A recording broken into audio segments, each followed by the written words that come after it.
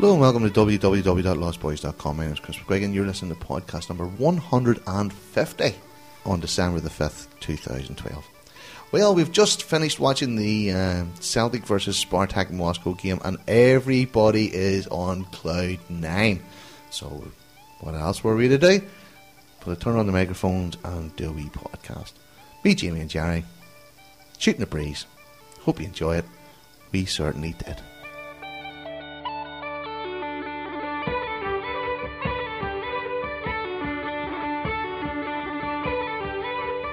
Okay, so here we are. It is the 5th of December, and what a night we've had tonight, watching Celtic cruise into the last 16 of the Champions League. And on the line, I'm delighted to say, I have James Burchell from LostBhoys.com and Gerard Dale, the treasurer of the Calgary Celtic Supporters Club. Good evening, gentlemen. Good evening. Yes, sir. I tell you, my colon fell out. I was so nervous on that game. It was ridiculous. You mean what's left your colon? I had an anal prolapse. Oh, God almighty. It just collapsed on me. Podcast 150 and we're talking about Jamie's ass already. There you go. Because my ass is going to the final 16, baby, with Celtic. So, Jamie... As we call Jamie, the Sweet 16. The Sweet 16. I love that, Jerry. I love that. So, Jamie, you were predicting we'd be sitting here tonight talking about glorious failure. Oh, ye of little faith. Do you ever get the feeling that tonight's podcast maybe just be, that was brilliant, wasn't it? Yeah, it was great. So, gentlemen, I know you both watched the match because we're tweeting away this evening. How fantastic was that? Go on, Jerry. It's just go ahead and gloat for a few minutes. Yes, I'd like to gloat, but it was the most nervous game I think I've watched in recent memory. I had an actual pain in the pit of my stomach watching that game today. Did you? No, absolutely. I was just nervous the whole time. It was weird. I don't know if I was nervous. When it went one each, and the second half, I was remarkably calm because I started to get that feeling that we weren't going to go through, and I was a wee bit depressed, to be honest with you. And I thought there was a slight nervousness in the team, and there was a nervousness in the crowd, so that just built on my fears, I think. The difference in the crowd in the first half and the second half was amazing, so it was. But what was funny about it was we played better in the second half and the crowd were more edgy. Aye, you're absolutely right. Because at one time, I think it was right around 65 minutes, something must have happened, but they all just picked up again. Yeah. Yeah, wasn't that weird? Because we were thinking on Twitter that the fans thought Barca had scored. Right. Because they just all of a sudden went crazy. Yeah, that's right. And it looked like everybody was standing up in the stadium and all the rest of it. So I think the rumour did go around the stadium that Barca had scored. But, well, we'll get to Barcelona later on. Let's enjoy the moment right now. Because that was absolutely fabulous tonight, wasn't it? It was brilliant, Chris. It really was. It really was. Brilliant. So, where will we start? Let's start in the build-up to the game. You know, everybody was a little bit concerned. I was sick all day, to be honest with you. I mean, the butterflies were going right from this morning. I got up this morning and I got the champion stuck in my head. Because I got up and put Sky Sports on right away at sort of 6:30 this morning. And from then on, I was an absolute wrecking work all day long. Just dreadful. I'm assuming you guys didn't have just so long to wait with the time difference and stuff. But what about your day today? Were you looking forward to it? Were you nervous? Was your stomach in knots? I avoided the build-up today, actually, and I don't know if it was intentional, but I avoided it, especially come 11 o'clock, which was just under 2 hours before kickoff. I just told myself I'm not going to read anything. I'm not going to look at Twitter. I'm not going to do anything until this game starts. Mm-hmm. So I just avoided it. James? I actually wound up working my ass off so that it would make it fast because I wanted to watch that game so much. I didn't want to do any work today. None. So I just worked my butt off.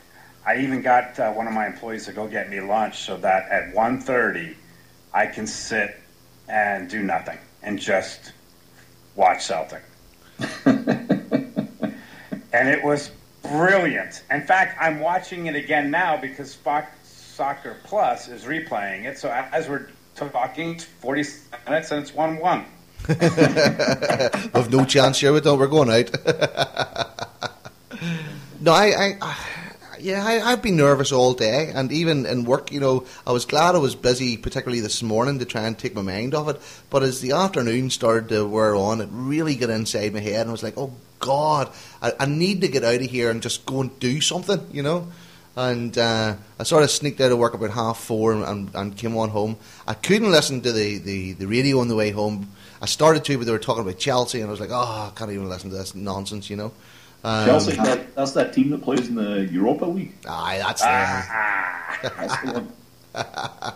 That's the one with the £200 million spent on their team and all the rest of it, and they're out. But it was brilliant. It was really brilliant. And then I got in front of the TV at 6 o'clock. I was well early. I was on Twitter. I was mucking around there, and honestly, I was shaking. I've never been anticipating a game as much as this in a long, long time. Now, you asked us the question, Jamie, is this the most exciting moment in our Celtic careers? What about yourself? It must be.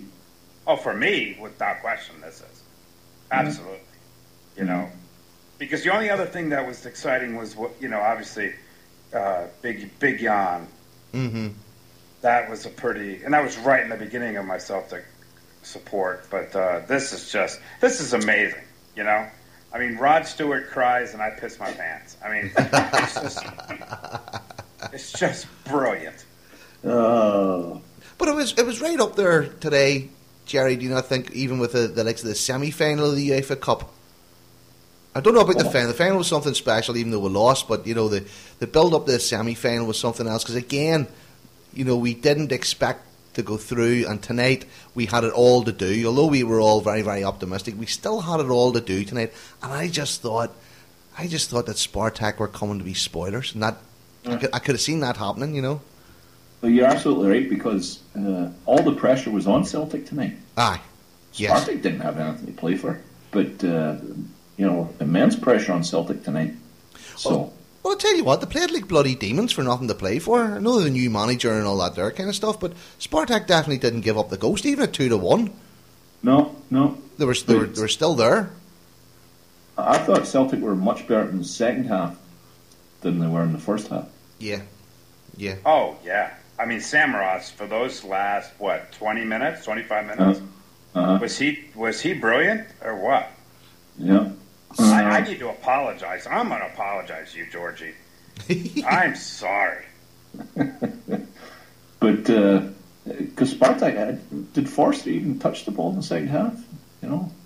He had one save to make from a shot that was outside the box. And he sort of fell on it and held on to it. But apart from that, I don't think he did. I think just watching it right now, in 50 minutes, they just showed Sammy's miss, the brilliant save from the goalie. That hit the post. That hit the bar, or the post, rather. I'm looking at it here. Hold on.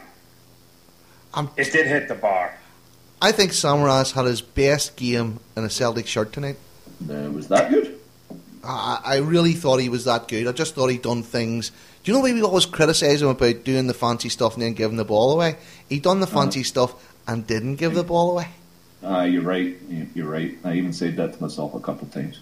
And even near the end when we were trying to run the clock down, it was brilliant to have Samaras and Lasad on the pitch, because they knew what to do. See, having two Continentals on the team, just run the ball into the corner. I thought, this is brilliant. If we had had a couple of Scottish guys up there, a couple of Irish guys up there, they'd have lost the ball and they'd have broken up the pitch and scored, And even Samaras winning the penalty, I thought it was well done. I heard Graham Sarnas on the TV afterwards, saying, "Oh, it was never a penalty, never a penalty. He didn't touch him. He didn't stand on his toe." Well, actually, he pushed him over. He stepped on it. He did step on him, and he pushed him. I thought it was a Stonewall penalty. I thought it was a penalty too. Now, you might have said, okay, he was running away from goal and all the rest of it. It was in the box. It was a foul. How many times have those decisions went against us? And Samaras played into it. He saw the opportunity was there, and he took it. Of course he did. And I don't criticise him at all for that. But at the end of the day, he was still fouled. That's right. You're absolutely right. And it was a penalty. But let's be honest, lads. When Chris Commons stepped up to take the penalty, what was going through your mind? Oh my God! I tweeted, "I can't watch this. I can't watch this." Or I think I said, "Please don't miss it. Please don't miss it. Please don't miss it." I was praying. I thought he had missed it. I did too. As soon as the referee pointed to the spot, I was trying to think to myself, who's going to take the penalty? I thought it was going to be Samaras. Yeah, so did I. I was a wee bit, listen to me, if you had seen me at the time, I was a little bit concerned whenever Commons had the ball. I was like, oh God. And then they delayed it and delayed it and delayed it, and I thought, oh no, this could only be Celtic. If it goes off the bar, Commons is still going to score because the goalie went the wrong way. So, rest assured. Aye, there you go. It's in the history books now. All it says is Celtic 2, Spartak 1. Beat it up, you Russian bastards. Apart from you, Ian. They were Russian bastards, by the way. They fairly put themselves about, didn't they? 6 yellows, a red. I know, but let's be honest. Aiden played a blinder when he came on. He did. That might have been his best. Aiden had hoops underneath his red. That might have been his best game in a Celtic match as well. That one cross that one he wrote it was just like, wow. And then he kicked Samaras to give us a bit of a breather as well and give us a foul. I thought that was brilliant. Well done, Aiden, son. Credit where credit's due. Taking one for the team. I thought it was funny too whenever Samaras went down and he turned around all vicious like to see who it was, and he saw it was McGeady and they both started laughing. He did. Okay, so we got off to a good start. I thought we came out of the traps okay, a wee bit nervous, and Spartak fancied it a wee bit, but the first goal, I know it wasn't a great pass from Samaras, and the boy at the back made an absolute mess of it. But when did Gary Hooper learn to run, and when did he learn to shoot from outside the box? What were we saying last week or the week before?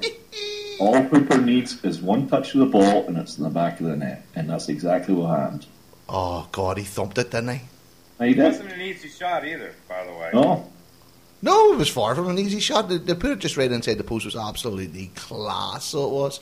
Oh, I went absolutely bananas, man. I went bananas so much that the people across the hall were wondering what I was doing in the office. I just screamed, yes. I need to stop watching these games at the office CSC because I have to be quiet all the time. There's nothing worse than that, sure there's not. No. So, what did you start your own business? And then run into the opposite end of the office to check up on the Benfica game. With my pal. Oh, he must have been in misery, was he? Oh, he was sour. You got his number? I might call him. You should have brought him on the podcast. Yes. Can we call him a Portuguese bastard? Nah, I don't want to say that to one of your colleagues. Portuguese bastard. So you should have heard what he was calling us. Yeah, good. Enjoy Europa. So the team running out tonight was Foster, Izagiri, Ambrose, Wilson, Mulgrew, Lustig, Brown, Commons, Kayal, Samaras, Hooper. Izagiri was a gamble, wasn't it? Yeah. Cost us a goal. Did you put it down to Izagiri? Not being back? I put it down more to Kayal. Mm-hmm. Well, yeah. If Wanyama's playing, that guy doesn't get a sniff at goal. Ari, is he the one? He scored the other one. Emenike. He's the one that put the ball in. If Wanyama's playing, he doesn't get a chance to put that ball in the box. I gotta tell you something. Your man Emanike knocked Ambrose all over that pitch tonight. And the first half, I think in the second half it was the other way around. Yeah. No, that's true. Yeah, but he really worried me tonight. That guy, he was good, and your man Ari as well. Aye, I mean, there are no slouches that Moscow team. That's a hell of a feather in our cap tonight. I was surprised they brought him off. Aye, so I was glad to see him get off. Aye. So the back four was okay. I thought Lustig put another good shift in. Kyle in midfield, there was a few question marks over that, and I thought in the first half he was trying to find the pace, and I thought he got a wee bit better in the second half, because I don't know if he knew just what position he was playing. Because Brown, it's all Brown's fault. I don't blame Kyle. Brown was just everywhere. Right. Brown was back, forward, up in the air, left, right, everywhere. I thought he was fantastic tonight, and he's supposed to be injured. Yeah. I texted the Harper during the match. I said, I hope they don't dope test him afterwards. Yeah, he's on roids. No question. He's on roids. He's on everything. It was surprising there was no spot for Ledley. But then you look at that lineup and where would they have slotted in? I think with Brown going in there, Lenny had to say, okay, Scotty, give us the best, and whenever you're done, we've got Lenny to step in. And they wanted Eziguiri going forward, whereas Ledley doesn't offer the same. If you put Ledley in at left back, that takes Eziguiri out of the side, right? Yeah. So Eziguiri was quite good tonight, I thought, going forward. He was. Aye, going forward. Let's qualify that. You know that's what you're getting with him. Yeah, that is what you get with him. But I don't think I had any complaints about the first 11. No. You know what was weird? Sometimes I shut off Twitter because they're too freaking negative, right? And you Scottish are negative sometimes anyway. Maybe that's where I get it from. But Twitter was pretty damn positive. There was a little crapping on Kyle a little bit, but Twitter just felt like we were going to win this game. Did you feel that, Chris, or did you stay off it? I stayed on it up until about 10 minutes after they equalised. And from being the best team in the world, winning 1-0, and this is all going to be fantastic, the minute that Spartak equalised, Twitter just went 180 degrees. All of a sudden, we couldn't pass the ball, we couldn't tackle, we had no supply to the forwards, Kyle was rubbish, Brown shouldn't have been playing, Eziguiri wasn't fit, just one after another, and I just thought, gee whiz. It was about 5 minutes of complete, Lenny, what are you doing, bring on Watt, da-da-da-da-da-da, and then it just calmed down. Yeah.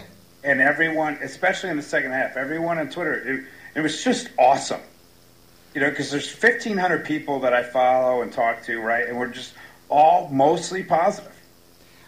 For the first time, I unfollowed a few people tonight. Because I did too. Yeah, Jerry, I'm guilty as I unfollowed a few people because they just cheesed me off so much with the negativity. And I just thought, this is unwarranted. There's no need for this at all.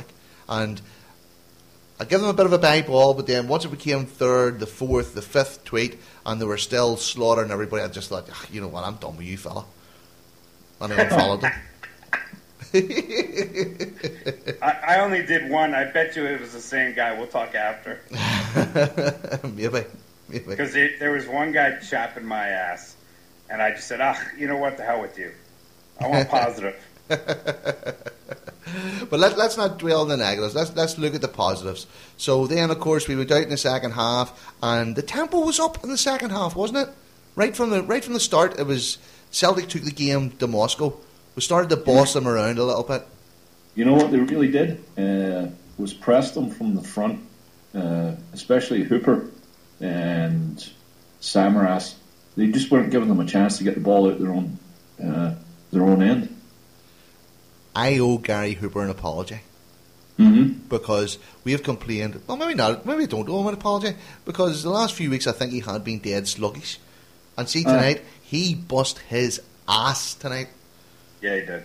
Did you see that last one when the goalie had picked the ball, or the goalie had taken the ball, and he was trying to clear it, and it come off Hooper's back, and ended up going off the goalie for a corner.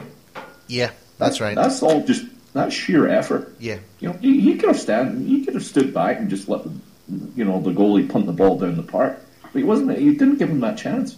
Well, the final kick of the game was Gary Hooper in the left back position, humping it up the field. Yeah.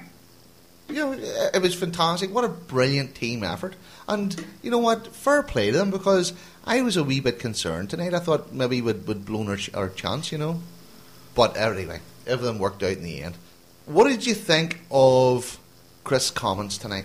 Again, between Hooper, Samaras and comments, I thought they put in a great shift, especially in the second half, of closing Moscow down from the front. Yeah, there was little space in the second half. Lenny's doing things, isn't he? I mean, he's not afraid to change things. I know he didn't bring Matthews on until the 71st minute, and that's because Lustig got hurt. But it just seems that once he got them in at half-time, he looked like the calmest man at Celtic Park, while everybody else was losing the plot a wee bit. To get them in and for to turn them around the way they played in the second half has to be down to the manager. Until the penalty where he couldn't look and he was hiding behind his players. Well, I tell you what, I don't blame him for that. No, not at all. I mean, that was ridiculous. All right, so how do you reconcile this then? If what you're saying, he's doing stuff, is he just getting lucky in Europe? Getting lucky in Europe? I think in terms of his squad selection, his tactics, because he'll turn around and then have a result like last weekend, and I'm just being facetious with this because that's what I hear from a lot of the critics is that on the balance he's just not very good. He's just getting lucky.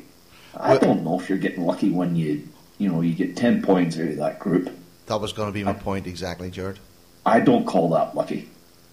Not a chance. We need to tell you, when we went into this group, we talked in this podcast about not embarrassing ourselves. We thought we could go shoulder to shoulder with Benfica and Spartak, but any of those teams could have ended up with 3 points or 0 points.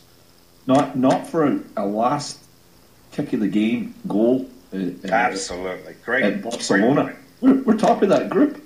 That's great right. point. That's right. But also, I mean, let's not get carried away. Like, I know if McGrady has balls, but you know what I mean. If Barcelona had to win tonight, I dare say they would have won. Right. You mean the rest of 10 players? They had 8 of their B squad playing in that game at the end. Mm-hmm.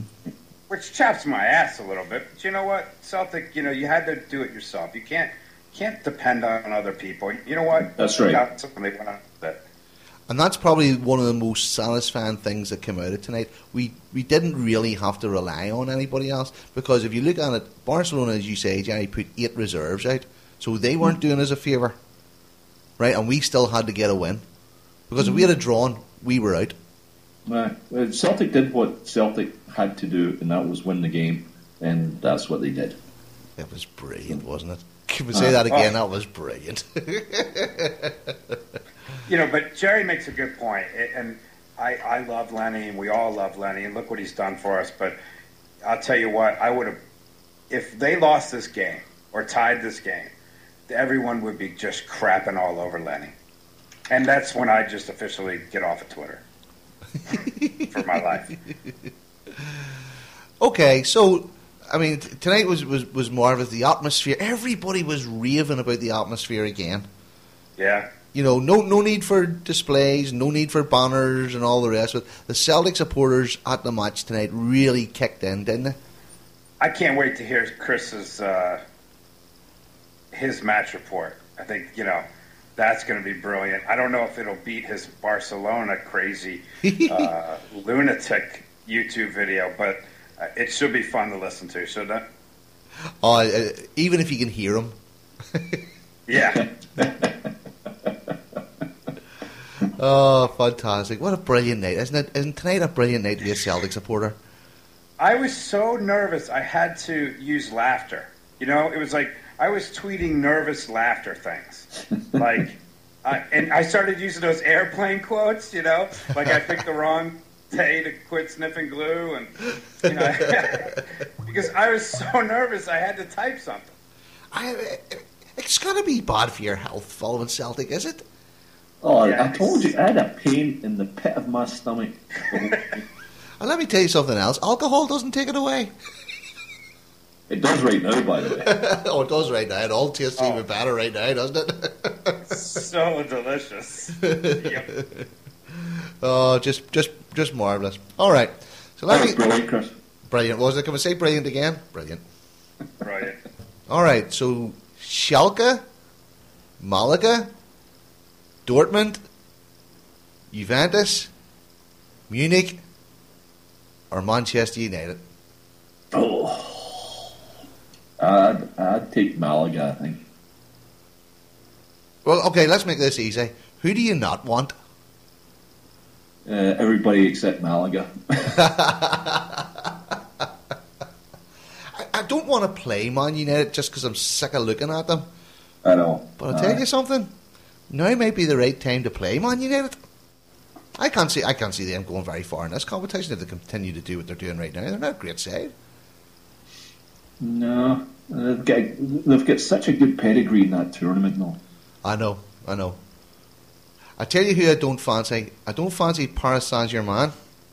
No, or any of the German teams. Any of frankly. the German teams. That's three right there. I feel that we owe Juventus. I'll tell you what, I'd rather play Juventus than play Shakhtar. Absolutely. Right? I was glad to see Juventus top that group. Oh, absolutely. And I'm not sure about Bayern Munich. That's a wee bit scary. That intimidates me a little bit. Oh, we. I don't know what you're we in there. But then when you've beaten Barcelona, should you really worry? And that's what, Gary Hooper said that in his interview after the game.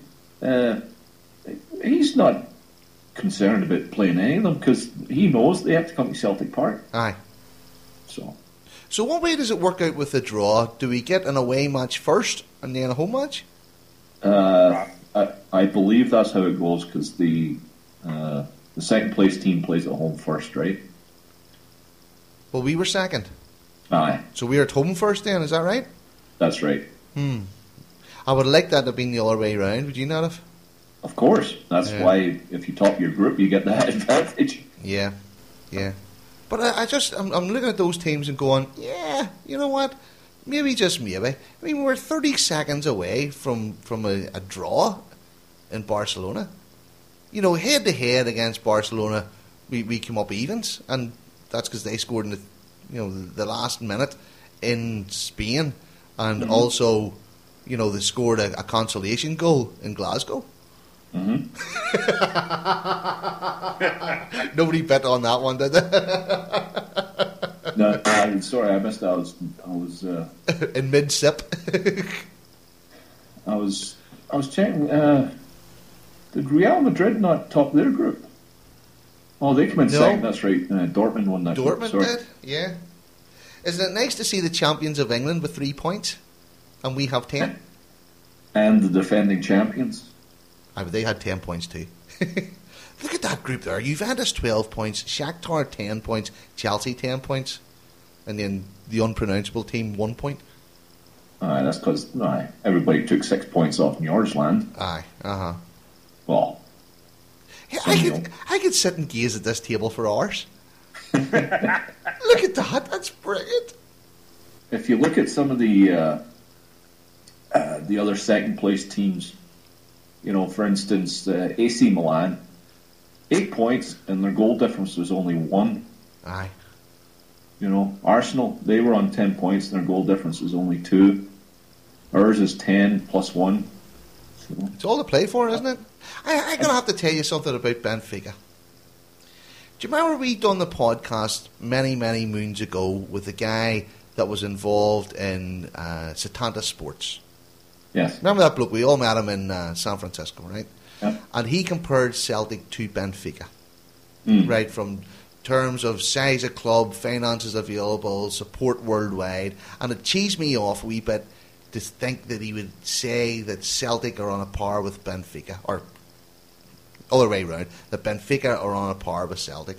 And when I watched Benfica knock Manchester United out last year, I have to say I was more than a wee bit jealous, because that always stuck in my head. You know, when I thought of, with the amount of time that I spent in America, and he gave it big licks about Benfica, and he went on about Benfica and compared Celtic to Benfica. And see, now that we've went through and Benfica have went out, it's been very satisfying. And I shouldn't really hold that grudge anymore, but I'm dealing with it. What you do? You wrote it down on your dresser. But tonight I'm letting it go. I'm talking about my problems. I'm getting them out there, and you know what? It's very satisfying to look at us above Benfica as I'm staring at the screen right now. Mm-hmm. Portuguese bastards. Again, but when this draw was made at the end of August, I believe there was some small concession that perhaps Benfica's probably second favoured in that group. And to finally come in second ourselves, there's great satisfaction in that, I think.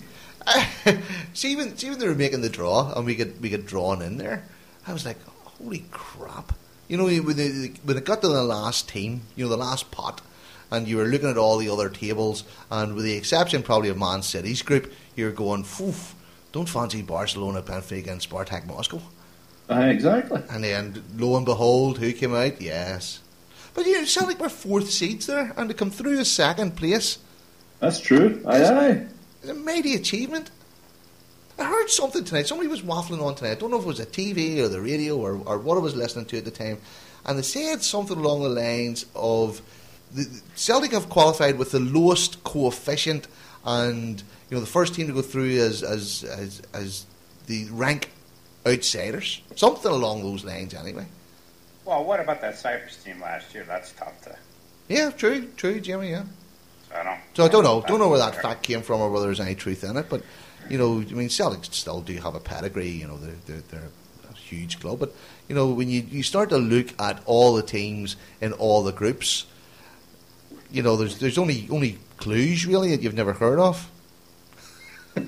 Everybody's here. Cluj are fantastic. What the hell are you talking about? I do a Cluj podcast every other week. So where do we go from here? Have we a chance to go further? Can we start singing Wembley and stuff, and for the famous Glasgow Celtic, and we're going to Wembley? Wembley. Well, if you remember back when we played AC Milan in the last round of, in the Sweet 16. Yeah.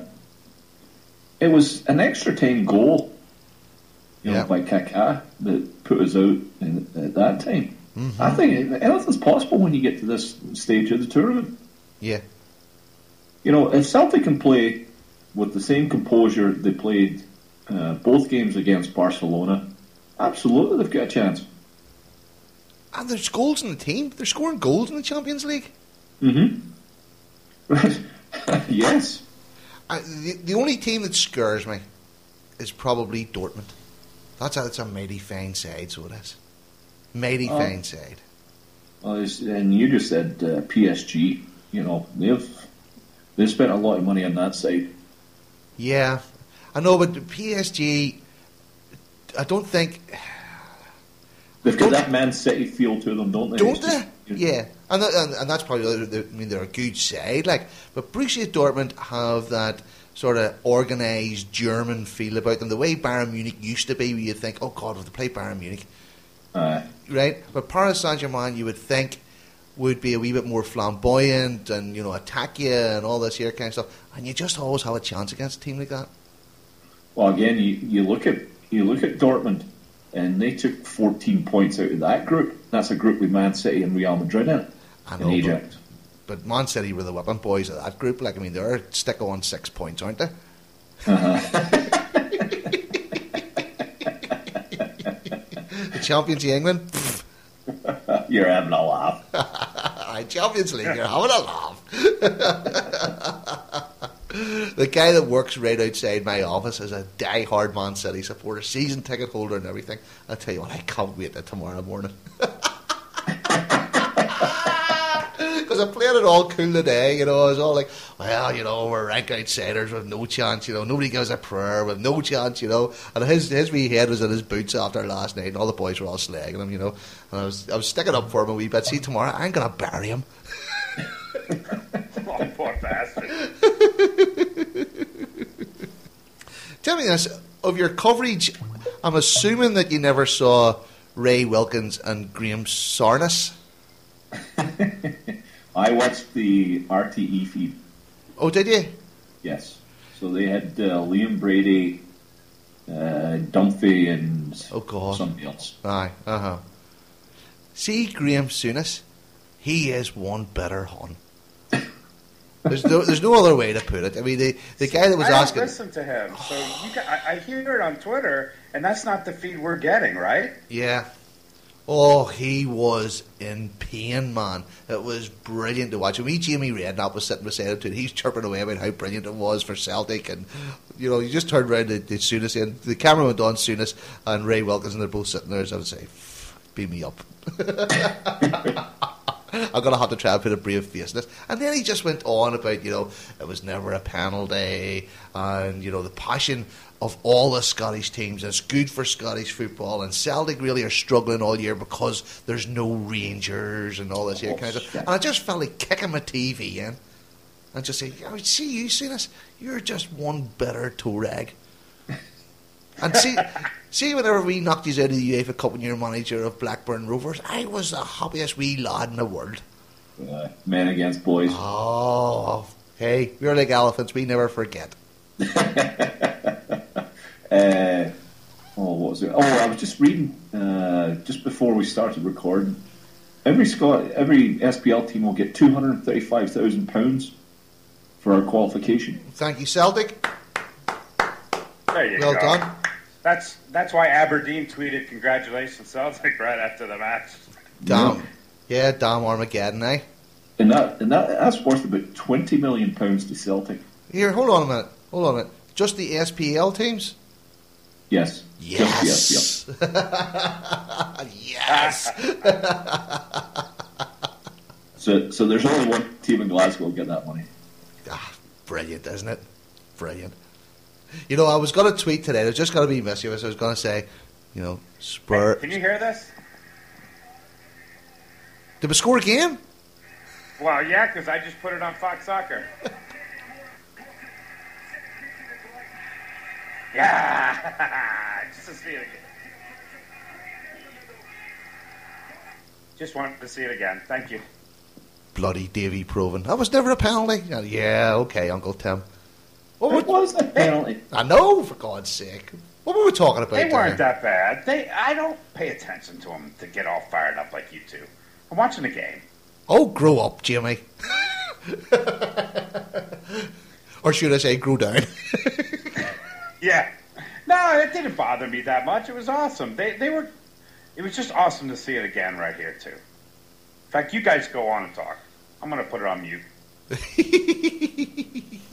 You know what? It's 5-12 here in chilly Cheltenham, and I might go and watch the match again after this. Okay. I'm just looking at Twitter.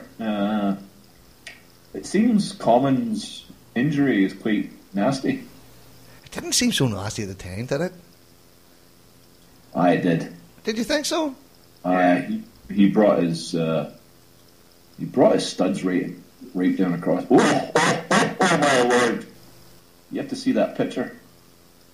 Is this of Chris Collins, or are you on those other Twitter people? No, Chris Collins. No. What are you on? You on Spankwire? Pornhub? Porn? You porn? Where are you? Come on. Send me the link, damn it. How does she get like that? No, it's a nasty looking injury for Chris Collins. Go to Chris Collins' Twitter site and there's a picture. Oh my God, it looks like something's growing in there. No kidding. Like a giant spider. You're gonna cut that thing up, there's gonna be spiders coming out of it.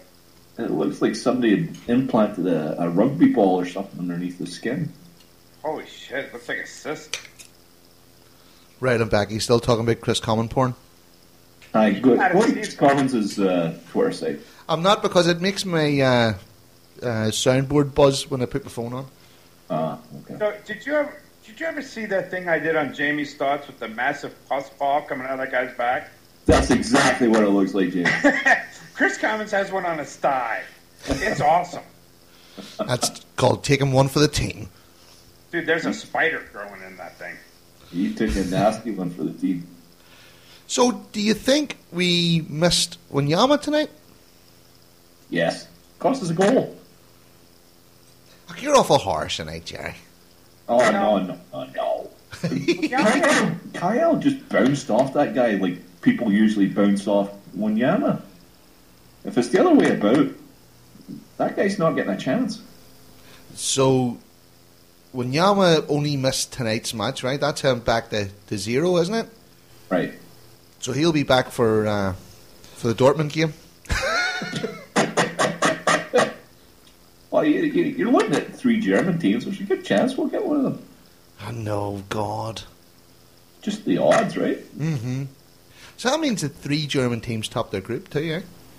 Oh, well, you're clever, you are. See me? Brains that burn me. Brains that burn.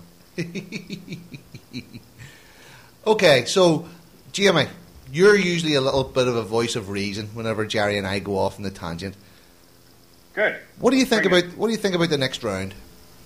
Look, I don't know these teams. I don't follow German football, okay? I'm not a real big fan of Germany, quite frankly. So why would I follow these guys? So to me, I have no idea. I mean, PSG, they're a good team. I named my old company PSG, not after them, but I don't know any of these teams. I know Man U, and I watch them occasionally, but I'd like to play Man U. That'd be fun. I'm fed up looking at Man U. That would be my least favourite. The only reason I'd want to play them is I think they're the best chance of actually going through the last 8. Can we do that? Can we make it to the last 8? Sure, why not? Look, this is why you play them. You're absolutely right, Jamie. You gotta play them every year. In the NCAA tournament, there's always a team in the Sweet 16 and the Elite 8 that shouldn't be there. Well, why can't we be that guy? Why can't Lenny do it for us? The team has a wee bit of belief in it, doesn't it? It doesn't know when it's beaten. Oh, especially at home. Yeah. The Celtic have only lost twice at home in the Champions League, both times to Barcelona. And we won't get Barcelona in that second round. Do you think that winning through tonight will have an effect on our league form? Talk about subjects that shouldn't be discussed on the LostBhoys. No, but I mean, okay, so the next round isn't until February. Is this a sort of cooling off period we need to sort of move into now and put a few points on the board? Or are we going to have our Champions League blues again at the weekend? Who do we play this weekend? Because I've been so focused on today. Yeah, Kilmarnock. Kilmarnock away. Oh, great. No, look, I don't know. I mean, it just seems everything in the league has been put in the back burner. Did you kind of have that feeling? Yes, absolutely. Okay. Yeah. So I think we do need to step up, because what a picture it would be to make it to the final 16 and God forbid even be able to advance, and then just to be pissing away a League Cup and the league. That would upset me.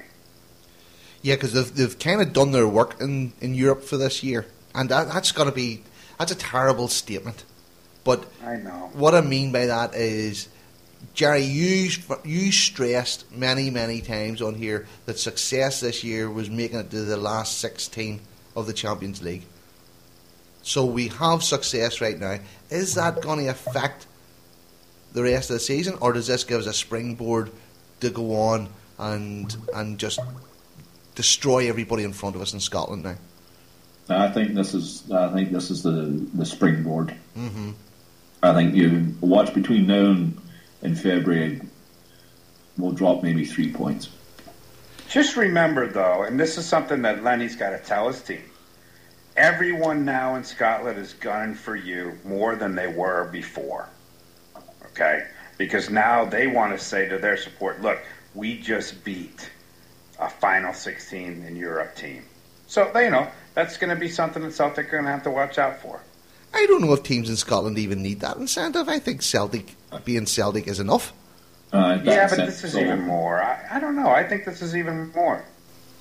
I don't know. Well, maybe, I think with the Barcelona scalp hanging from our belts, it might have sort of upped the ante a wee bit.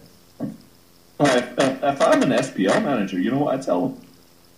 Look, you're going against a team in Celtic that beat Barcelona. You can beat Celtic. And that makes them better than Barcelona. Kilmarnock's better than Barcelona. I'm sure the Arbroath manager told them all that at the final whistle on Saturday. But you know what I mean? You know, he can tell them, listen, these things happen. You know, it's a good example for the rest of the teams in Scotland, I think. It's a great advertisement for Scottish football right now. Yeah, it is, especially at this time where the national team sucks. Every other team that went into Europe has been dismantled, and there's only one team. It's coincidental that as soon as Gary Caldwell leaves Celtic, we enjoy some success, and Scotland goes down the tubes. That's a right correlation. That's all right. Gary Caldwell's played in the last 16 twice. True story. What did you think about Lennon's remarks after the game that it was his best achievement as a Celtic manager? Did you hear his interview? Oh, aye. Where he doffed his cap to Martin and, as we now call him on the LostBhoys Podcast, Gordon. Instead of that wee ginger shite. Gordon. I think Lennon's got a lot of respect for Gordon Strachan. He does. That's a few times. Back to the club, didn't he? So. But it probably is his best achievement, right? Oh, by far. Is this better than winning the league? Oh, is it? For me, I'm new. I get to say whatever I want. He had to win the league last season. He absolutely had to the league last season. So the question I would have for you is, if he hadn't have went into the last 16, would he have lost his job? And the answer to that is no. But No. if he hadn't have won the championship last year, would he have lost his job? The answer to that is maybe. So winning the league last year, well, maybe not so much last year. Well, yeah, last year. Was definitely, in my book, the biggest achievement of his career as a manager so far. Because you have to win trophies at Celtic to keep your job. Yeah. Thank God he did. Just thank God he did. When it comes to Europe, there's no expectation. There's a great desire, and there's a great wish that you'll progress to, the stage where we're sitting at tonight. But there's no expectation that you'll do that. Whereas there's an expectation, as you said, you win trophies. Yeah, or if domestically, you win trophies, and if you don't, you're sacked. Yeah. Well, I'm just so proud of this damn team. I commented on Twitter that I'd go gay for this final 16, and I was just kidding. Okay, I don't want to hear it. Again. I know. Calm down, gay people. I have a gay brother-in-law. Okay, I'm a fan of your team. Relax. You've got a gay brother-in-law? Yeah, he came out. How about that? What? I never told you that Janine's brother came out gay? You talked about this before. I knew he was friendly and he sat in my knee, but I didn't know he was gay. Well, his partner is brilliant, and I love him. I really do. I love that guy. And, all right, come on. We're not going to talk about gayness on the bloody podcast. No, I'm just saying. I don't want to get... I tweeted that I would go gay for the final 8, and I don't want to hear it. I'm having fun. I have to tell you one thing. Whenever I was sitting in the second half and it was still 1-1, and I thought we were going into the Europa League, I wasn't terribly excited. No. I'd looked behind the curtain, and I'd glimpsed the Champions League, and I liked what I seen. And to go back into the Europa League, I was like, okay. Well, at least we're guaranteed another 6 games or 8 games or whatever it is. But I wasn't really excited, I have to say. No, I was the exact same way. I was like, "Puh, that's it." Aye. I mean... No, I was positive. I knew they would do it. Just do it. I swear to God, I knew they would do it. Were you? Did you see a goal coming, Jamie? Yeah, I really did. I wasn't quite sure where that goal was coming from. They were certainly pressing for it. They were working hard for it, but I wasn't quite sure where that goal was coming from. Sammy and Hooper were playing too well for this to go in a draw. I just didn't see it. They did, and especially when Aiden came on, I was like, "This is brilliant! It's 12-10." 13 counting the referee. Yeah.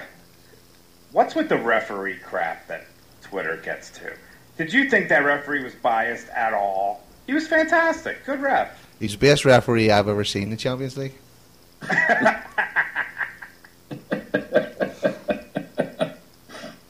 Celtic 100-1 to win the Champions League. The referee, Seamus O'Casey from Dublin, was brilliant.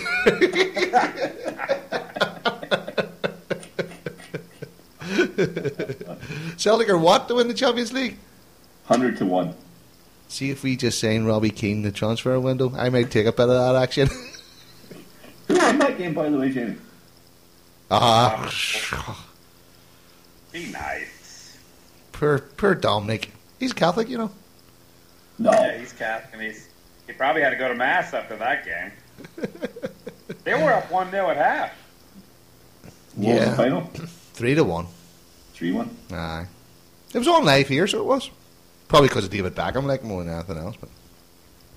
But all right. You know, Beckham's coming, so that's going to be awesome. All right. What else have we got on the match tonight? Nothing. Well, I don't know if we really need to talk about individual performances because it was a complete team effort tonight. That's the sense I got. There was nobody that really stood right out other than perhaps Samaras and Hooper, but it was a real complete effort tonight, I think. See, yeah, it's a good point, Jerry, but I could start picking people because I thought Scott Brown was brilliant tonight. Just brilliant. Fraser Foster didn't have anything to do. You can't really judge him. Izzy, it was said, was great going forward, but not so good going back. Ambrose struggled in the first half, but got better in the second half. Wilson was actually quite quiet tonight, wasn't he? Yeah. I thought he was going to head that one off the line whenever they equalised. I did. I thought he had, actually. Yeah. It was a lovely finish, He was a little slow getting back, though. Tiny bit, if I'm nitpicking. He wasn't as slow as Isaac Gray. Oh, no. You're nice sharp. Did either of you ass tighten up a little bit around the 94th minute when they kicked that back? And it looked like they were... Yes. I got a little puckered up there. And Forster sclaffed at it. Oh, God. I know what you're talking about now. Did it pucker up? Yeah. I was laying in a heap.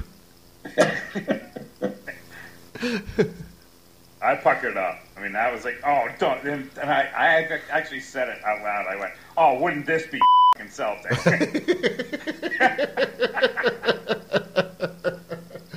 I knew James Burchell would have been right.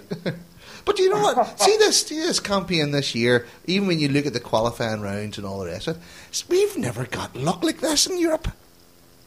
What do you mean luck? Well, you know, we've got a few decisions that went for us.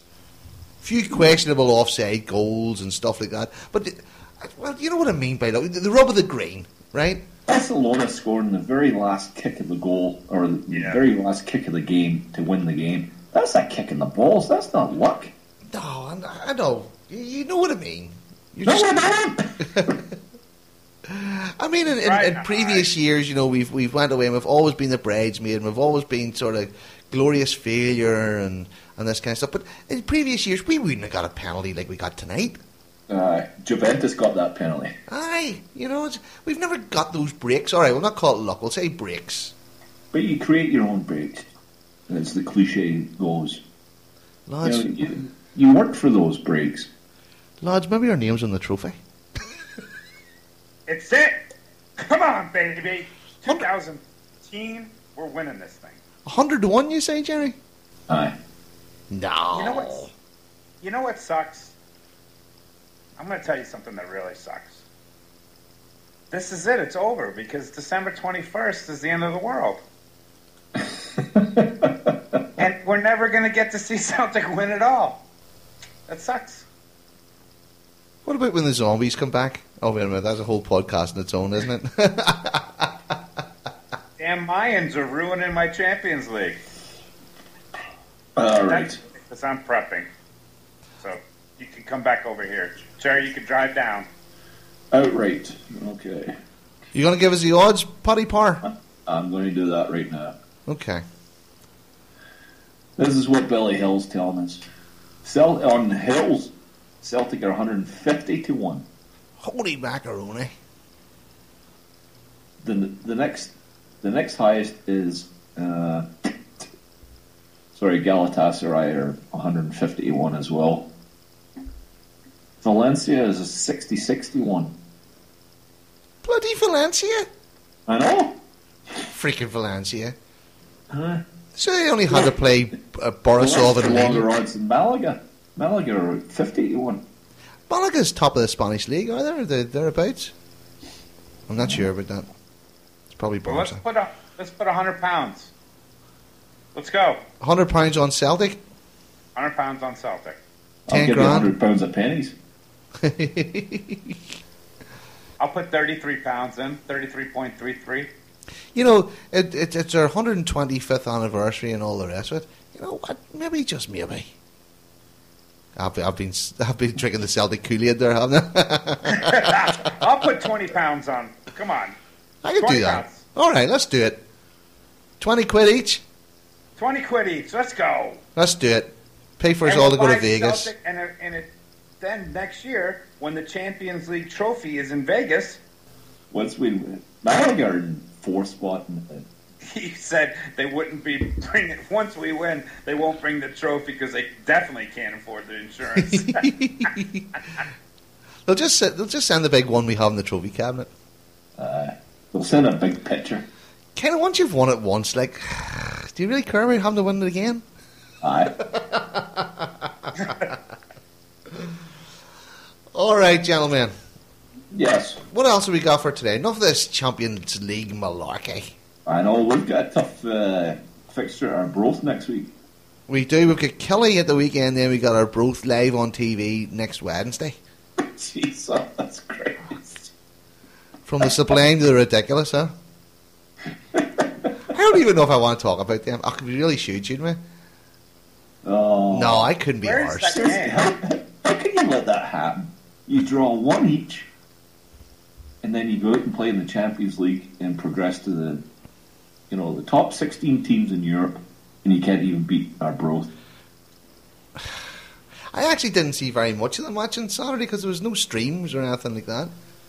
I saw the goals, which were awful, and I was kind of following the match on the BBC, and jeez, what the hell? What can you say about 1-1 with our Broth? I don't know. It's really it's stupefying the whole season. The performances they're putting in. And nobody even turned up. No. They give the official attendance as 15,000 exactly.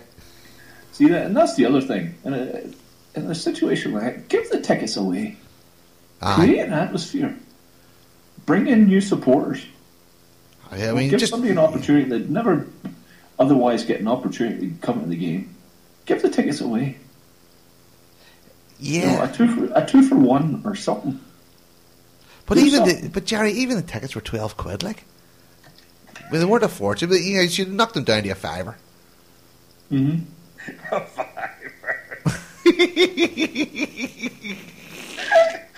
I know. How do you lose that game? How you tie it? I mean, how do you tie that game? Tell me this, did you see the YouTube channel last night where Tony Hamilton was doing the wee bit about setting up the television coverage for a match in the Champions League? No. Who was? Tony Hamilton. No. Oh, you need to watch it. It's absolutely fantastic. I haven't even looked at that yet. Is it good? Well, I actually picked it up on Twitter last night. Tony Hamilton tweeted it, and I followed it from there. It was brilliant, so it was. Because it showed you the stadium in the afternoon, you know, and what they have to do to take down all the advertising that Celtic have and put up all the advertising for the Champions League. And then it was showing you, you know, right up on the TV gantry and the view you had from up there. Oh, it was really fascinating stuff, like. You know, and then it took you down to the changing rooms and showed you, you know, the different areas where they interview them after the players after the game, the managers after the game, and then I went into the mix area or something he called it, where the team have to all walk through this area where the press are and stuff like that. It was really, really fascinating. It's about 9-10 minutes long. Superb stuff. If you go onto Twitter and you look at some of the things that Tony Hamilton tweeted, he done it last night, and well worth the watch. Superb stuff. So basically some of that stuff we were calling for in podcasts years ago, to be honest with you. You know, credit where credit's due. Things have changed over the last few years, especially where Celtic are concerned with new media and stuff. Good on them. You know, you have to tip your hat there, like. That's right. And I think, to be fair to Tony Hamilton, you know, he seems to be one of the driving forces behind it, you know. Anyway, all right. Do you want somebody to read out from a book, or do you want Sex Team? All right, so this is from Christopher Soul. All right, Chris, Jerry, Jamie, and all the Lost Boys. My name's Chris. I'm calling from Milton Keynes. Well, I'm originally from Derry. My sex team's the Celtic 96-97 team. Bit of an awful season that season. Rangers won 9 in a row, but sure, got me hooked on the hoops, you know. This team stuck on my head and got me hooked on Celticism, as I say, because my dad drove for almost an hour and a half to Malin in Donegal to watch it. It wasn't on TV up in the north, but the pub in Malin could get the Scottish TV through some random satellite signal, and it was on there. Can't for the life of me mind who we played, the score, anything about it. I just mind about 300 people going crazy in this pub when Celtic scored, and my dad telling me to stop singing on the way home because I was singing the Canio song. I had to do a wee bit of homework in this team because I knew I missed out some of the players, but here we go. The team was Gordon Marshall, Tosh McKinley, Tom Boyd, Alan Stubbs, Jackie McNamara, Phil O'Donnell, Andreas Tom, Paul McStay, Simon Donnelly, Pierre Van Hooydonk, and George Cadet. And a couple of notable mentions go to Enrico Annoni, the man with the green and white boots, Morton Weghorst, brilliant servant, Paolo Di Canio, Peter Grant, and Tommy Johnson. Now thanks lads, keep up a good work always, and look forward to hearing the podcast again. Have a very Merry Christmas. Hail, hail. Well done. Well done, Chris. I said well done, Chris. That was good stuff. Who brings up the Canio? Our Paolo. No, your Paolo. We always had that discussion. One day I'm going to get Paolo Di Canio on this podcast, and that'll be the end of the podcast. The road to Di Canio. Because Nico wasn't it. There's no doubt that Di Canio still splits the Celtic support. Do you not think so? Just a wee bit. But Jerry, you and I have disagreed about this, and you know I loved Di Canio and was definitely. I just like. That's why you dislike him. There we go. There's it in a nutshell. That's why he dislikes him, Jimmy, because I like him. But that team was probably one of the most entertaining teams that I've seen playing for Celtic. I know they only won the Scottish Cup, like, but that's what I was thinking. Is he's reading off that list of names? That's a damn good team, you know. I know. Jackie McNamara and Cadate and Paolo, of course, and I tell you, that was a smashing side, so it was. Mm-hmm. Pity they couldn't defend. But that was the team whenever they were rebuilding Celtic Park, and you know we had the temporary stand and all that kind of stuff, and the buzz was back with Celtic with that team. Who was the manager for that team? That was Tommy Burns' team. That was Tommy Burns' team. That's right. You know, and just there was that team probably for the first time in a long time had a wee bit of talent about it, but it also had flair as well. Yeah. Well, an unbeaten team. Aye, yeah, that's right. Do you know that, Jamie? What? We went that whole season in the league, and did we lose one game or did we not lose any? Was it one? I think we lost one game. One at the most. Yeah, and we didn't win the championship. Unbelievable. A whole season. Yeah. Oh, because there was cheating bastards on the other side of the city, that's why. And look what happened to cheats. That's right. That's what you get for cheating. I tell you, hey, I was dead tempted tonight. I was going to tweet, when the final whistle went and everybody was going bananas, I was going to tweet, spur a wee thought for, nah.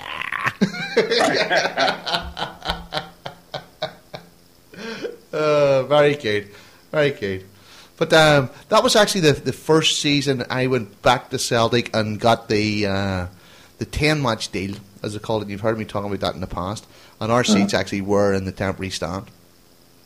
And we went over at least once a month, sometimes twice a month. But it also got you the Rangers games as well. And it was fantastic. That's actually one of my favourite seasons. Even though, it didn't sort of pan out the way we wanted it at the time. But just the football that year was magnificent. The whole buzz around Enrico Annoni.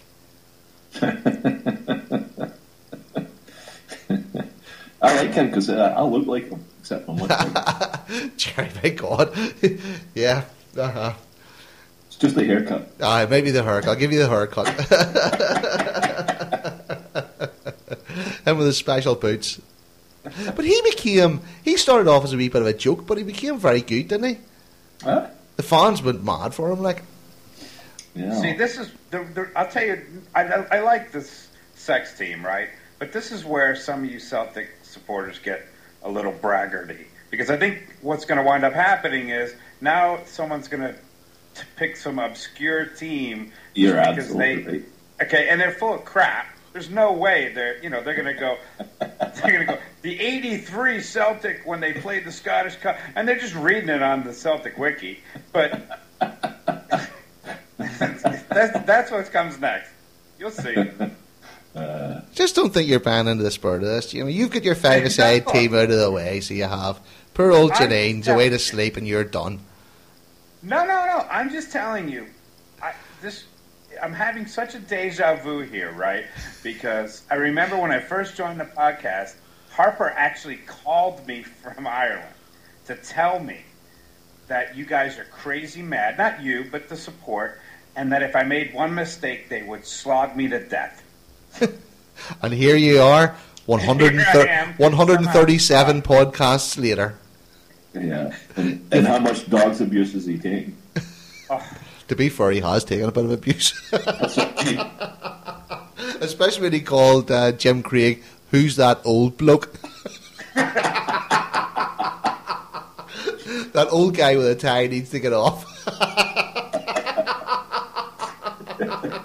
No, I said, who's this old guy in the half-white t-shirt and the half-suit shirt? He looks like a dork or something stupid. And then Pearson texted Chris and said, hey, you got to calm down, your man Jamie's being kiddo. He's abusing a Lisbon lamb. That would be like one of us asking who Yogi Berra is.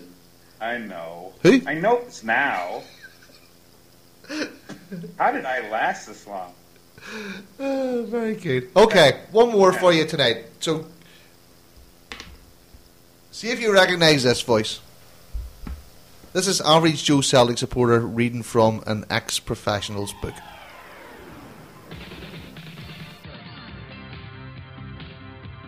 Hail guys, it's KK from the Paradise Report here, and of course formerly of the LostBhoys Podcast as well. Never forget your roots. And I'm going to read an excerpt from a book I was reading on my trip to Lisbon recently. It's Jock Stein, The Definitive Biography by Archie Macpherson. Jinky was also discovering that his manager would attempt to handle him with a degree of sensitivity and intelligence. Stein, in an attempt to demonstrate how hard he had worked to prolong the wee man's career, told me that one morning at Parkhead he was early in as usual and the phone went. The caller asked to speak to Mr. Stein and was surprised when the manager himself answered. The caller proceeded to tell him the alarming news that he had witnessed his favourite player, the player his son adored, Jimmy Johnson, being carried out of a pub in Cambuslang about 6 o'clock in the morning 2 hours earlier. The caller asked why fans should spend money on watching a team when players misbehave like that. Steen was always dubious about such calls, but the man verified that he was a season ticket holder and he had seen this coming home from his night shift. When he put the phone down, Steen was utterly convinced the story was correct and, as he told me, he didn't know whether to laugh or cry. Training was at 10 AM. He waited on Johnson's arrival. In he came, hurrying, with his head down. As described by Steen, he was ashen-faced and fragile looking. Steen said nothing to him as he prepared for training. Instead of launching an attack on him on the strength of a phone call, he took Wally Wallace and Bobby Lennox aside, and without revealing anything, told them that they would be doing ball work and frees, and since he felt that Jinky had been slipping in form of late, they had to work him hard. They did. At one point during training, he saw Johnson at the far end of the pitch having a quick vomit, then getting on with it. He shirked not one exercise. He ran Lennox and Wallace into the ground, finished every routine, then walked smartly in with the rest at the end of the morning. What could I say? Steen asked me. He had done his work. I knew what he was getting up to, but if he was performing for me, then he wasn't letting me down. He came in time, did everything that was asked of him, so I just had to let it go that time. Jinky was a marvel. That last remark was accompanied with a regretful shake of the head, as if he could never forget that Johnson had let so much go to waste. So my question to you guys would be, of all the players that you've seen, who's the one that you maybe regret is maybe not fulfilling the potential they had due to outside influences? Or possibly, what about players that did have problems outside but never showed it, just like Jinky in that story? Hail, hail. There you go. Very good. Very good. All right, players that... I didn't understand a word Chris just said. Not a word. So, Chris wants to know, what players do we think didn't fulfill their full potential or had outside influences that affected their careers at Celtic? Who's you got? Who have you got? Who comes to mind, Jerry? You know who I'm tempted to say? Is Charlie Nicholas. That's exactly who I was going to say, but keep going. I think he's a classic example of somebody that left too early and just saw the bright lights. If he'd have stayed with Celtic, I think he'd have been twice the player he became. So, Jamie, Charlie Nicholas was one of the idols back in the 80s that played for Celtic, and you probably see him now presenting on TV and stuff. And he was just a young fella, came through the ranks, and was marvellous for Celtic, centre forward, Jamie. And then he left Celtic and went to London to play for Arsenal. And he won one trophy with Arsenal, but never ever fulfilled the potential that he probably had. And then he came back to Celtic later on in his career, and it just wasn't the same. Sure it wasn't, Jerry? Actually, I'll give you another one, and I don't know if I'm accurate in talking about this, but it was one of the Quality Street gang, Vic Davidson. We've seen him in Vegas a couple of times. Yes. He might be another one, because he came through with those guys, Danny McGrain and Lou McCarry and Davey Hay, and he was part of that group. He Dalglish even, and I don't know if he ever fulfilled his full potential. Celtic is sort of littered with guys like that, though, aren't they? And although you don't see them so much now, probably the most recent would probably be the likes of Liam Miller. I'm not saying that there's outside influences on the likes of Liam Miller. That's entirely what it was. Well, I mean, I don't mean demon alcohol or anything like that. Sure, there was outside influences in the form of a bloody agent. Demon Roy Keane. Yeah. Aye. But it's disappointing when you see players like that. I remember Charlie leaving. You talk about Charlie Nicholas, and he was the one that sprung to mind whenever I listened to that from Chris. And I was heartbroken when Charlie Nicholas left Celtic. Mm-hmm. Because... Here's another one. Lou McCarry. Lou McCarry was a wee bit before my time, so he was. I don't remember much about Lou McCarry. He's another one, because if you want to talk about outside influences, there were certainly outside influences that affected him leaving Celtic. It wasn't the drink; it was other vices that played a part in him leaving Celtic. Well, he liked the bat, didn't he? I bet he did. right? So that might be closer to Chris's question. Mm-hmm. But even when you see players like Paul McStay that plays for Celtic all their life and then retires, you sometimes think back and think, see if some of those the Lou McCarrys or the Charlie Nicholases had the right guidance, what could they have really done in a Celtic shirt? What would Kenny Dalglish have been like if he didn't go to Liverpool? What would those Celtic teams have been like then? Even, I know you're going to scoff here, but even Paulo to go to bloody Sheffield Wednesday in exchange for Reggie Stinker, Paulo was brilliant, Jerry. Aye, but yes, he was. But certainly, I don't think his heart was ever in Celtic. Oh, I don't know how you can say that. I thought when he played for Celtic, go to Sheffield Wednesday, Chris. I know he went for more dough, but Celtic were paying about £2.50 for God's sake. Come on. I mean, that was a huge own goal. I know. By Brown at the time and Fergus, that was a huge own goal. That was them just digging in their heels. Jack Brown come along. Well, we didn't sell him, but we exchanged him for Reggie Blinker. My God, you know what, mate? Don't insult our intelligence, So I'm trying to see if I have not enough knowledge, right? I mean, that's not what I'm trying to say, but I'm trying to see would Stephen McManus be someone that you can say for that? Even though he's a defender, and defenders don't get that much props, but would that be an answer for this question? Just for in my era? Yeah, probably would. Jimmy, here he is. He's a captain. He was a great defender. But what did he play? 3 or 4 years before they sent him away? Yeah, I think it was just his ability or lack thereof that caught away. He just started signing better players. Yeah, identifying better players. I think there was a bit of a stigma started to develop with that team, though. Oh, absolutely. And Steve McManus, I would say, if you cut his arm, he'll bleed green blood. He's a Celtic man through and through. But it was time for Steve McManus to go, probably. It was time for the club to let him go. Aye. That was part of the stagnation. Yeah, it was all changed at Glasgow Central at that stage, wasn't it?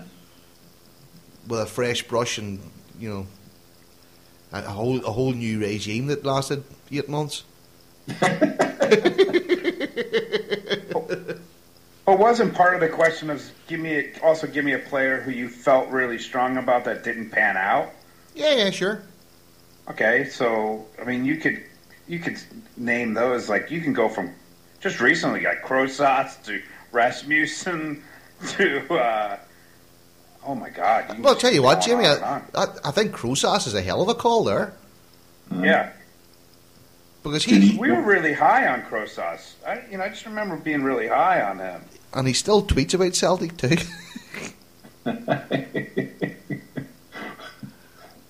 I mean, do you think when players leave Celtic and they go to other teams, I'll bet you there's an awful lot of them get to the new team and go into their little small stadium and see that there's no passion there and go, what have I done? Yeah. Is this worth the money?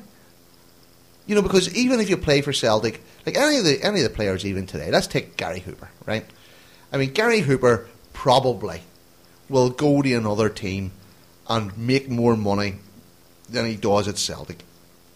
But I'll bet you, Gary Hooper never has a night like tonight at that other team.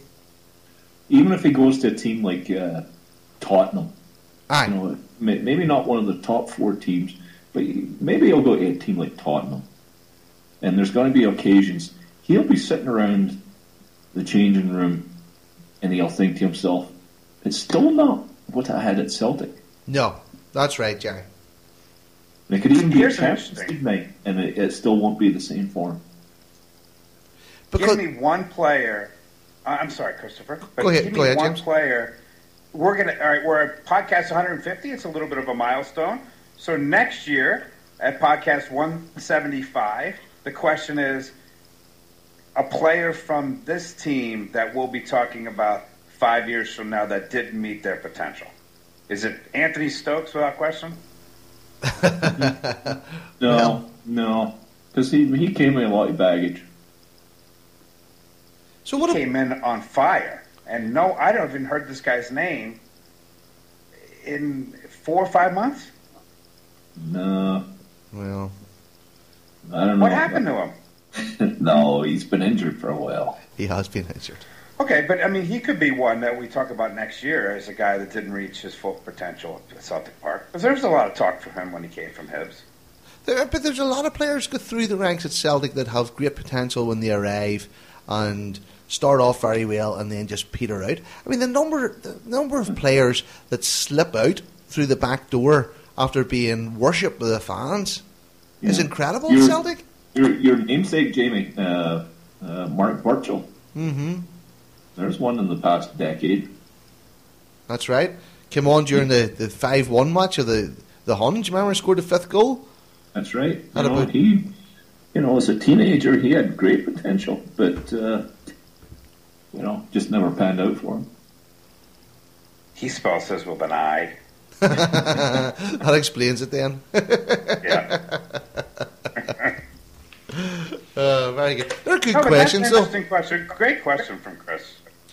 So we want to keep those coming. We want the sex teams to keep coming, and we want the excerpts from the books, and you can fire us a couple of questions while you're there, and you can do what the two Chris's done tonight, and record on your cell phone, record on your mobile phone, and just email it to us at lostboys@gmail.com. Easy peasy lemon squeezy, and we'll play it on the podcast, and the boys here will answer the questions. Good stuff. I love that. I think that's good. I thought Chris's question was going to be who was he reading from? Whose narrative was that? Well, he gave it away at the start, so he did. You must be listening. Aye. Who was it, Billy McNeil? No, it was Jock Stein, of course. That was this is from Jock Stein. Yeah, it was from He said it was Jock Stein's book. Oh, okay. Yeah, right. Yeah, he said it was from the Jock Stein book written by Archie McPherson, which is actually probably the best book. I heard that part, but I didn't understand it was actually Jock Stein saying that. I thought it was Billy McNeil saying that. No, it was Big Jock. Big Jock. Jimmy Burchell. What? I got an email from Mark McGuire, who we all know well on Twitter, which is at McGuire on Fire. And he says, "Hi Chris, after listening to the latest podcast, I have a question for Jamie about his concealed weapon, Wally Walk." About my concealed weapon, Wally Walk? Yes. All right. So he has a question for you. Okay, so I'm going to read through this. Now, there's a couple of paragraphs, but bear with me, okay? So he's looking at a scenario here. So Jamie is patrolling his local Walmart with his handgun safely concealed, ensuring the safety of all honest, law-abiding citizens. While closely observing some suspiciously liberal-looking youths, one of whom is supporting a Che Guevara t-shirt, something registers in his peripheral vision. He turns... Hold on, because I'm trying to picture this. And this is brilliant. Che Guevara shirt makes me laugh. So hold on, give me a second. Okay, go. He turns his head to see an agitated and nervous young man, clearly concealing something under his top. This is it, baby, Jamie thinks as he moves to pursue the young man, subconsciously touching the still sheathed weapon inside his jacket. The young man appears lost inside the sprawling Walmart store as he turns left then right, seemingly at random until he catches sight of the exit towards which he moves with great purpose. Okay, thinks Jamie. Wait until he's through the door, outside the store, reducing the chances of collateral damage. Outside the store, the youth turns to see Jamie exit the store. Their eyes meet and narrow slightly. He knows. The youth turns and runs into an alley at the side of the store. As he turns into the alley and the youth accelerated away at pace, Jamie draws his weapon and shouts, "Freeze, punk!" before firing a round skyward. The youth halts and raises his hands. As Jamie approaches slowly, his heart pounding, he instructs the youth to turn round. As he does, Jamie notices the bulge under the youth's hooded top and the terrified look on his face. Still pointing the gun at the youth, Jamie tells him to unzip his top. Slowly.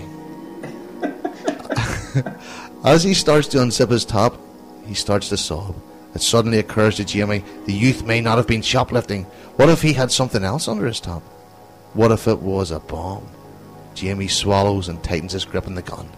As the youth pulls the zip right down, it starts to fall out of his top, and Jimmy realises what it is. It can't be stolen fishing tackle. Fishing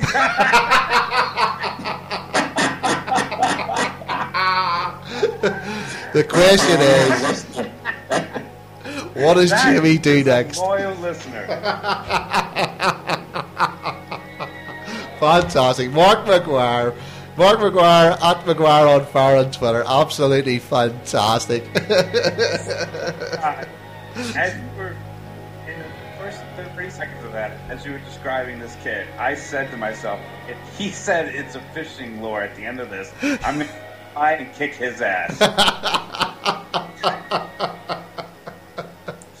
Good to know you're out there patrolling the streets of America, Jimmy, keeping the scum off the streets. Unless it's fishing tackle. Alright, gentlemen. I think that might do us for tonight. Good night, God bless. Congratulations to all Celtic supporters, and congratulations to Neil Lennon. God bless you all. So it's lovely to round off podcast number 150 with the news that we're into the last 16, the Sweet 16 of the Champions League. It's great to be a Celtic supporter, isn't it? It's brilliant tonight. Gentlemen, I will bid you adieu.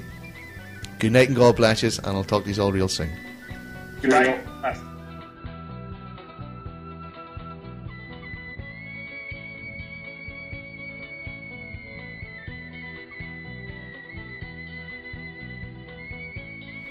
So there you are, lads and lasses. That's us for another week. Brilliant fun, wasn't tonight marvellous? Absolutely brilliant.